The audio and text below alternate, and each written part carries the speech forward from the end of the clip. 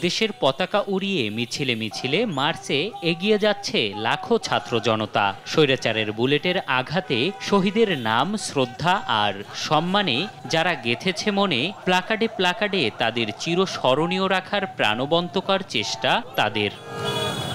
শরীরে এখনো ক্ষতচিহ্ন, তবে তারা থেমে যাওয়ার নয়।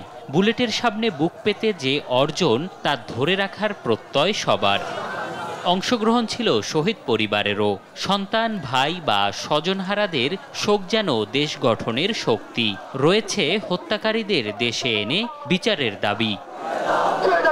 ঢাকা বিশ্ববিদ্যালয়ের রাজু ভাস্কর্য থেকে শুরু হয়ে মার্চটি নীলক্ষেত, কলাবাগান, ধানমন্ডি ২৭ ফার্মগেট, কারওয়ানবাজার, বাংলা মোটর, শাহবাগ হয়ে শহীদ মিনারে গিয়ে শেষ হয়। এম এ আজিম, দেশ টিভি, ঢাকা।